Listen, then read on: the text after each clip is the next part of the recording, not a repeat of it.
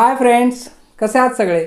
मी अमोल गायकवाड आणि आपण अभ्यासतोय इयत्ता 12वी अर्थशास्त्र, प्रकरण नंबर 9, भारतातील नाणे बाजार आणि भांडवल बाजार. या प्रकरणामध्ये आपण भारतीय नाणे बाजाराची संरचना हा भाग अभ्यासत होतो आणि हे करत असताना भारतीय रिझर्व्ह बँक आणि मध्यवर्ती बँका हा भाग आपला शिकवून झालेला आहे. झालेल्या भागाच्या व्हिडिओची लिंक तसेच आत्तापर्यंत जेवढा अभ्यासक्रम शिकून झाला आहे अशा सर्व भागाच्या व्हिडिओची लिंक मी या व्हिडिओच्या डिस्क्रिप्शनमध्ये दिलेली आहे. तुम्हाला हवं असेल तर तुम्ही परत एकदा कोणताही भाग बघू शकता. आज आपण या भारतीय नाणे बाजारातील संरचनेच्या पुढील मुद्दा म्हणजे सहकारी बँका, विकास वित्तीय संस्था तसंच असंघटित जे क्षेत्र आहे भारतीय नाणे बाजारातील त्यांचा अभ्यास करणार आहोत. पण त्यापूर्वी जर तुम्ही या चॅनलवरती नवीन असाल तर चॅनल सबस्क्राईब करा, बेल आयकॉनवर क्लिक करून ऑल नोटिफिकेशन हा पर्याय निवडा, म्हणजे भविष्यात येणारे सर्व व्हिडिओ तुम्हाला सर्वप्रथम कळतील. ठीक आहे मित्रांनो, सुरू करूया आपण आजचा मुद्दा एका छोट्याशा रिकॅपने. आपण भारतीय नाणे बाजाराची संरचना अभ्यासत होतो, परंतु नाणे बाजार म्हणजे काय? तर नाणे बाजार म्हणजे अल्प मुदतीची कर्ज देणं व घेणं म्हणजे नाणे बाजार होय. आता यामध्ये ज्या वेळेस व्यक्ती, उद्योग किंवा सरकारला कमी कालावधीसाठी पैशाची गरज लागते, निधीची गरज लागते, त्यावेळेस हे व्यक्ती, सरकार, उद्योग हे ज्या बाजारातून कर्ज घेतात, निधी उभारतात किंवा पैसे घेतात, या बाजाराला आपण नाणे बाजार असं म्हणत असतो. भारतीय नाणे बाजाराची संरचना अभ्यासत असताना आपण संघटित क्षेत्र आणि असंघटित क्षेत्र अशा दोन क्षेत्रांमध्ये हा भारतीय नाणे बाजार विभागलेला आहे असं अभ्यासलं होतं. यातील संघटित क्षेत्रातील रिझर्व्ह बँक आणि व्यापारी बँका हा भाग आपला बघून झालेला आहे. रिझर्व्ह बँक म्हणजे काय आहे? तर रिझर्व्ह बँक ही भारताची मध्यवर्ती बँक आहे. ज्या बँकेला नोटा छापण्याचा म्हणजे चलन निर्मितीचा एकाधिकार आहे. तसंच ही बँक पतनिर्मितीवरती नियंत्रण ठेवत असते. देशाच्या आर्थिक विकासासाठी कार्य करणं हे या बँकेचं मुख्य उद्दिष्ट असतं. आणि मग ही बँक काय काम करते? तर ही बँक चलनी नोटा छापते, सरकारची बँक म्हणून काम करते, व्यापारी बँकांची बँक म्हणून काम करते, त्यानंतर परकीय चलन सांभाळते, पतनिर्मितीवरती नियंत्रण ठेवते, तसंच अनेक ठिकाणाहून माहिती गोळा करते, प्रसिद्ध करते. असे अनेक इतर कार्यसुद्धा ही मध्यवर्ती बँक करताना आपल्याला दिसते. यानंतर अभ्यासलं होतं व्यापारी बँका. व्यापारी बँका हे लोकांकडून ठेवी स्वीकारतात आणि गरजू लोकांना कर्ज देतात. याच्यामधून त्यांना नफा प्राप्त होत असतो. म्हणजेच व्यापारी बँका ह्या नफा निर्माण करणाऱ्या किंवा नफा मिळवणाऱ्या आर्थिक संस्था आहेत असं आपण म्हटलं होतं. व्यापारी बँका ठेवी स्वीकारतात, कर्ज देतात, त्याचबरोबर पतनिर्मिती करण्याचं कामसुद्धा करत असतात. आणि यावरूनच आपण व्यापारी बँकांची कार्य अभ्यासली होती, ज्याच्यामध्ये सर्वात महत्त्वाचं काम होतं की ठेवी स्वीकारणं, दुसरं महत्त्वाचं काम होतं कर्ज देणं. याचबरोबर आधुनिक काळातील व्यापारी बँका या सहाय्यक कार्यसुद्धा करत असतात. आणि शेवटचं कार्य बघितलं होतं पतनिर्मिती करणं. म्हणजेच व्यापारी बँका या नोटा छापत नाहीत, परंतु चेक, डिमांड ड्राफ्ट आणि विनिमयपत्र यासारख्या पतनिर्मिती करत असतात आणि त्याच्यातून त्यांचा व्यवहार चालत असतो. इथपर्यंतचा हा भाग आपण बघितलेला आहे. आता आपण याच्या पुढील भाग म्हणजेच सहकारी बँका हा भाग अभ्यासणार आहोत. नावावरूनच कळतंय सहकारी बँका म्हणजे सहकारातून निर्माण झालेल्या बँका आहेत या. आणि या बँका या 1904च्या सहकारी पतसंस्था कायद्यान्वये निर्माण झालेल्या आहेत. म्हणजे 1904 साली एक कायदा निर्माण करण्यात आला होता, कायदा बनवण्यात आला होता, ज्याच्या अंतर्गत या सहकारी बँकांची निर्मिती झालेली दिसते. सहकारी बँका या स्थानिक लोकांना कर्ज पुरवठा करण्याचं काम करतात. आता बघा, ज्या ठिकाणी व्यापारी बँका पोहोचू शकत नाहीत किंवा व्यापारी बँकांच्या शाखा तिथपर्यंत नसतात, अशा ठिकाणी या सहकारी बँका स्थापन केलेल्या आपल्याला दिसतात. आणि या सहकारी बँका या स्थानिक म्हणजे तिथल्या जवळच्या लोकांना लोकल लोकांना कर्ज पुरवठा करण्याचं काम करत असतात. या व्यापारी बँका या अल्प आणि मध्यम उत्पन्न गटातील लोकांना कर्ज पुरवठा करतात. या ग्रामीण भागामध्ये ज्या सहकारी बँका काम करतात त्या त्रिस्तरीय सहकारी पतपुरवठ्याची रचना असलेली दिसते. म्हणजे उदाहरणार्थ स्क्रीनवरती बघा एक पिरामिड दिसतोय की ज्याच्यामध्ये सगळ्यात खालती आपल्याला प्राथमिक सहकारी बँका दिसतात. या प्राथमिक सहकारी संस्था म्हणजेच त्यांचा प्राथमिक स्तर आहेत. या अगदी खेड्यात किंवा गावांमध्ये आपल्याला दिसतात की ज्या गावातील लोकांना कर्ज पुरवठा करतात. याच्यावरती मधल्या भागामध्ये आपल्याला जिल्हा मध्यवर्ती सहकारी बँक ग्रामीण व नागरी अशा स्वरूपाच्या दिसतात की या जिल्हा स्तरावरती काम करतात. अर्थातच त्या जिल्हा स्तरावरती काम करतात म्हणजे फक्त जिल्ह्याच्या ठिकाणी काम करतात असं नाही, तर त्या जिल्ह्यातील बऱ्याचशा गावांमध्ये यांच्या शाखा असलेल्या दिसतात. उदाहरणार्थ ठाणे जिल्हा मध्यवर्ती सहकारी बँक किंवा सातारा जिल्हा मध्यवर्ती सहकारी बँक या जिल्हास्तरीय बँका आहेत की ज्या त्या जिल्ह्याच्या मर्यादेपुरत्या काम करतात, जिल्ह्यातील लोकांना कर्ज पुरवठा देण्याचं काम करतात. आणि या सर्व बँकांची शिखर बँक ही राज्यस्तरावरती असलेली दिसते आपल्याला. राज्यस्तरावरती राज्य सहकारी बँक असते जी सर्व सहकारी बँकांची शिखर बँक असते आणि या बँकेच्या अधिपत्याखाली या जिल्हा सहकारी बँका काम करत असतात. जिल्हा सहकारी बँकांना मदत करणं, त्यांच्यावरती नियंत्रण ठेवणं, त्यांचा कारभार योग्य पद्धतीने चाललाय की नाही हे बघणं हे राज्यस्तरीय बँकेचं काम असतं. ठीक आहे, आपण पुढचा मुद्दा घेऊया. पुढचा मुद्दा आहे विकास वित्तीय संस्था. विकास वित्तीय संस्था या संस्था ठराविक क्षेत्राचा विकास करण्यासाठी निर्माण करण्यात आल्या आहेत. जसं की उद्योग क्षेत्र असेल, शेती क्षेत्र असेल, आयात निर्यात क्षेत्र असेल, अशा ठिकाणी विशिष्ट अशा क्षेत्रांचा विकास व्हावा म्हणून या विकास वित्तीय संस्था स्थापन करण्यात आलेल्या दिसतात. विकास वित्तीय संस्था या अशा संस्था आहेत ज्या मध्यम आणि दीर्घ मुदतीची आर्थिक मदत करत असतात. म्हणजे या मध्यम म्हणजेच 2 ते 5 वर्ष आणि साधारणतः कधीकधी त्यापेक्षा जास्त वर्षासाठी सुद्धा आपल्याला आर्थिक मदत करताना दिसतात, सहकार्य करताना दिसतात. त्या उद्योग, कृषी आणि इतर प्रमुख क्षेत्रांच्या विकासास मदत करत असतात.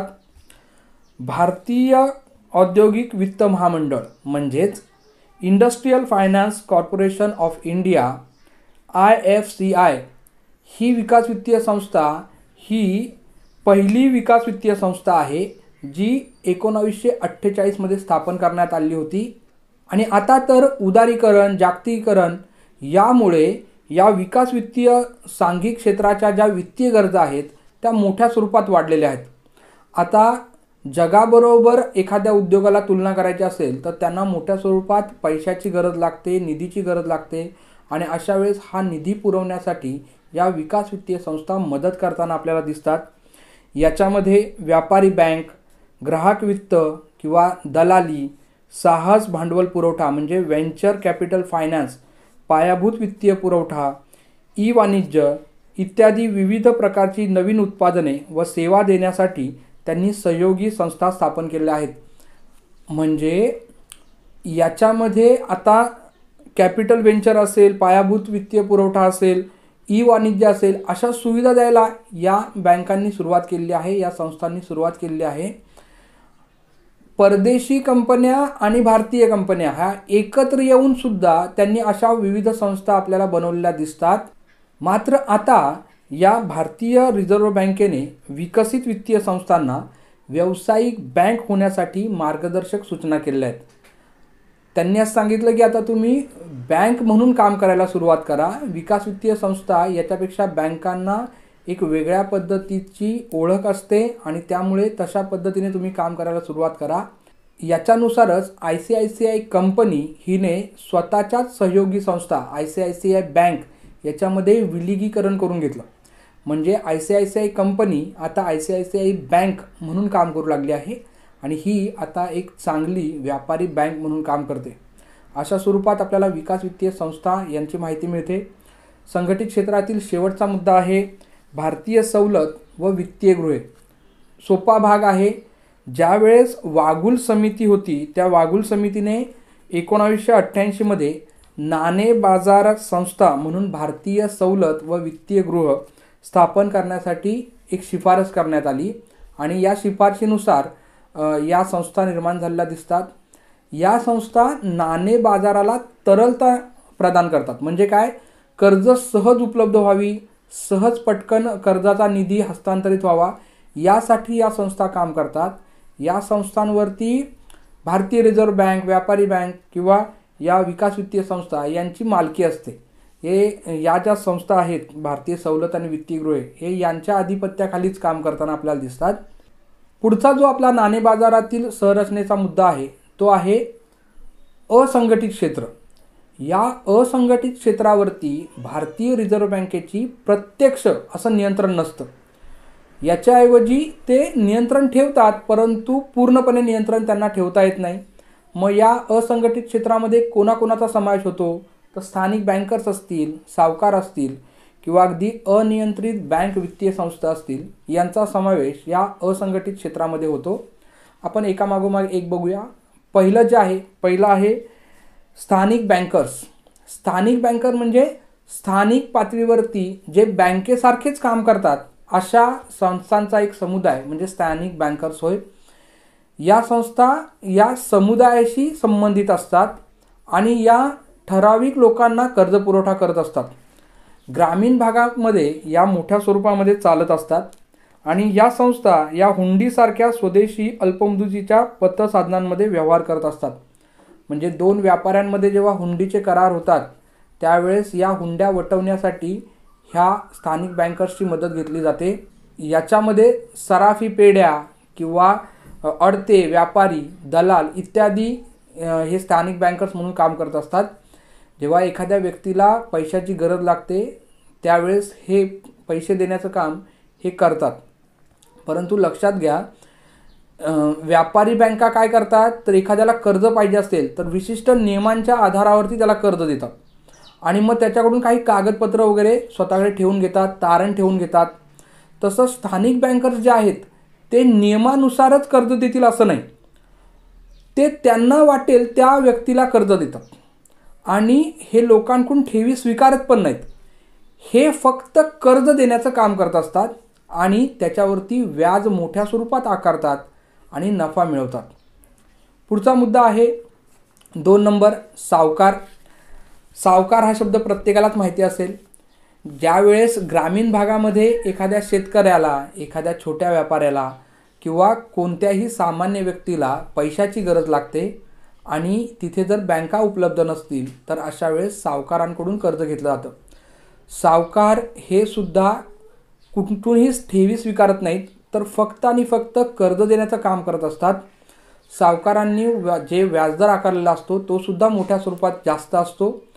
आता या सावकारांच्या पिळवणुकीवरती नियंत्रण ठेवण्यासाठी रिझर्व्ह बँकेने काही मार्गदर्शक सूचना केलेल्या आहेत. परंतु तरीसुद्धा ग्रामीण भागामध्ये या सावकारांचा हस्तक्षेप मोठ्या प्रमाणात असलेला दिसतो. या सावकारांकडून शेतमजूर, सीमांत आणि अल्पभूधारक शेतकरी, कारागीर, छोटे व्यापारी हे मोठ्या स्वरूपात कर्ज घेत असतात. बऱ्याच वेळेस ही जी कर्ज आहेत ही अनुत्पादक गोष्टींसाठी घेतली जातात. म्हणजे प्रोडक्टिव्ह कामासाठी घेतली जात नाही, उत्पादन करण्यासाठी घेतली जात नाही, तर कधीकधी ती अशा सामान्य अशा रोजच्या गरजा भागवण्यासाठी ही कर्ज घेतली जातात. कर्जाचा व्याजदर जास्त असतो त्यामुळे पिळवणुकीची शक्यता असते. परंतु तरीसुद्धा आता सावकार हा आपल्या ग्रामीण भागामध्ये मोठ्या स्वरूपात काम करताना आपल्याला दिसतो. पुढचं जे आहे 3 नंबर ते आहे अनियंत्रित बिगर बँक. अनियंत्रित बिगर बँक याच्यामध्ये बँक वित्तीय मध्यस्थ, चिटफंड, निधी, कर्ज कंपन्या इत्यादींचा समावेश होतो. चिटफंड सारख्या सदस्यांमध्ये नियमित भरणा करतात आणि एकमेकांनी मान्य केलेल्या निकषाच्या आधारे बोली किंवा चिठ्ठी या पद्धतीने सदस्यांची निवड कर्ज देण्यासाठी केली जाते. याच्यामध्ये साधारणतः 10 ते 50 असे सदस्य असतात जे दर महिन्याला ठराविक रक्कम या चिटफंडात टाकत असतात आणि मग ही जी जमा झालेली रक्कम आहे ती कोणाला द्यायची याच्यासाठी ते एकतर बोली लावतात किंवा 50 सदस्यामधून एक चिठ्ठी काढतात. ज्याच्या नावाची चिठ्ठी निघेल त्याला ही रक्कम दिली जाते. आता इथे सुद्धा जे कर्ज दिलं जातं आहे याच्यावरती मोठ्या स्वरूपात व्याज आकारलं जातं. याच्यामध्ये कर्ज कोणाला द्यायचं हे ते सदस्य ठरवत असतात आणि हे चिटफंड हे बहुतांश वेळा केरळ आणि तमिळनाडूमध्ये कार्यरत असलेले दिसतात. आता मात्र भारताच्या विविध क्षेत्रातसुद्धा हे चिटफंड असलेलं आपल्याला दिसून येतं. सभासदांना माफक व्याजदरात कर्ज दिले जाते.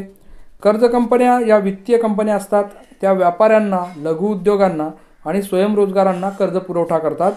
त्या अनियंत्रित असल्यामुळे कर्जावर उच्च व्याजदर आकारला जातो आणि मग या अनियंत्रित बिगर बँक व्यवस्थांमध्ये निधी, चिटफंड आणि कर्ज कंपन्या यांचा समावेश असलेला आपल्याला दिसतो.